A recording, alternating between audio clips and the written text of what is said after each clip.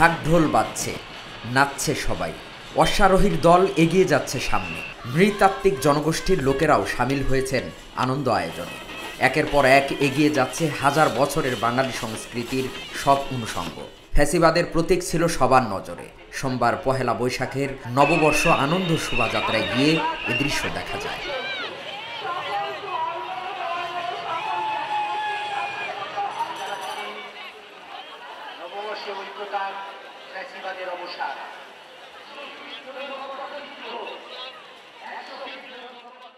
এ সময় সাধারণ মানুষ জানান, গণঅভ্যুত্থানের পর নববর্ষ উদযাপন অসাম্প্রদায়িক নতুন বাংলাদেশকে তুলে ধরেছে। শান্তির পায়রা বা শুভ্রতা, সাদা সাদা হচ্ছে শান্তি, মানেই হচ্ছে শুভ্রতা। শান্তি মানেই হচ্ছে মানুষের যে ইনার ভিতর থেকে যে একটা প্রশান্তির বিষয় আছে, সেই বিষয়টা। আর আমাদের এই প্রতীকটা দিয়ে যেটা বোঝানো হচ্ছে, যেখানে সবগুলো ধর্মের কথা লেখা আছে এবং তার পাশে কিন্তু আমাদের দেশে মূল ধর্মগুলো ছাড়াও আরও অনেকগুলো ধর্মের মানুষ আছে।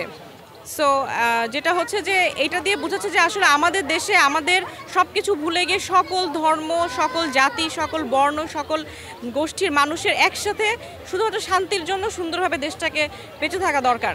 আজকের দিনটা তো সবার জন্যই, এটা তো কোনো ধর্ম আলাদা বিষয় না, ঠিক না? সবার আনন্দের জন্যই আজকের দিনটা। এই জন্য এটাই বোঝানো হয়েছে এখানে, যে সবার জন্য সবাই আনন্দ করবে একসাথে, এখানে কোনো ভেদাভেদের কিছু নেই। এখন তো বিয়ে হয়ে গেছে অবশ্য, কিন্তু বিয়ের আগে এখানে আমরা নিজেরাই গান করতাম, রমনা বটমূলে গান করতাম, খুব ভালো লাগতো, আমাদের অনেক স্মৃতি আছে। সকালে রমনার বটমূলে সঙ্গীত অনুষ্ঠানের আয়োজন করে ছায়ানট। তারপর ঠিক সকাল 9টায় শুরু হয় নববর্ষ আনন্দ শোভাযাত্রা। এ সময় শোভাযাত্রায় অংশগ্রহণকারী নারী পুরুষরা জানান, এবার বৈশাখ আয়োজনে ধর্ম ও মতাদর্শের কোনো ভেদাভেদ ছিল না। অনেক স্বাধীনতা করতেছি, এর আগে কখনো বের হই না, এবার সাহস করে বের হইলাম। আলহামদুলিল্লাহ, অনেক ভালো লাগতেছে। আসলে ফ্যামিলি নিয়ে আমি আগে কখনো বের হইনি, কারণ আমাদের স্বাধীনতা ছিল না।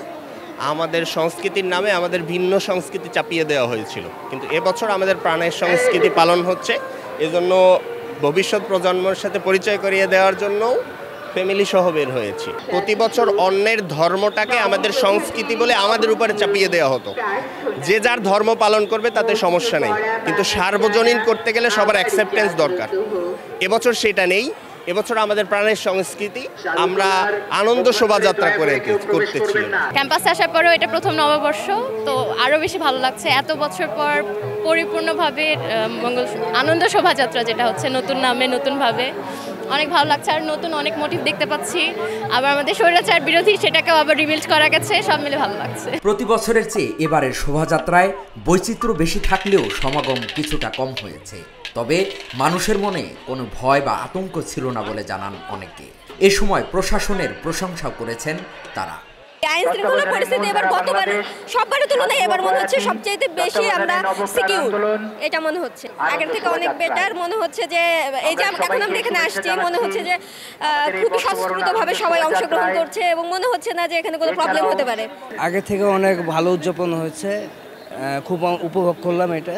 ফ্যাসিসবাদী যে ভাস্কর্যটা ছিল ওইটা সবচেয়ে বেশি ভালো লেগেছে, যে জুলাই উদ্বোধনে যে আমরা এরকম একটা সুন্দর একটা দেশ পেয়েছি। ওনারা বেশ ভীষণ তৎপর। আমার মনে হয়েছে যে মানে এই যে রমনায় ঢোকা বের হওয়ার, ইভেন আমি যেটা ফেস করছি, লাইনেই ঢুকতে হবে, যে দিক দিয়ে ঢুকতে হবে ওই দিক দিয়ে ঢুকতে হবে, বের হওয়ার রাস্তা দিয়ে কেউ ঢুকতে পারবে না।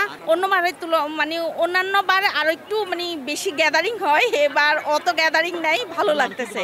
প্রতিবারের চাইতে একটু রেস্ট্রিকশনে সবাইকে এখানে প্রবেশ করানো হচ্ছে, এটা খুবই ভালো। কারণ বিগত কয়েক মাস ধরে কিছু উত্তাল পরিস্থিতির মধ্য দিয়ে যাচ্ছি, তো এইটুকু সচেতনতা আসলে দরকার ছিল।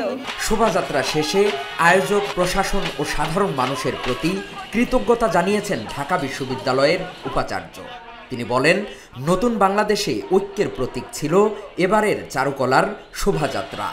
আমরা আজকে একটি বড় মাপের আয়োজন সফলতার সাথে এখন পর্যন্ত কোনো রকম বাধা বিঘ্ন ছাড়া আমরা সমাপ্ত করতে পারলাম। এটি যদিও ঢাকা বিশ্ববিদ্যালয় করেছে, কিন্তু এটি পুরো জাতির অর্জন এবং এটি একটি জাতীয় ঘটনা। এবারের যে প্রতিপাদ্য তাতে দুটো বিষয় ছিল।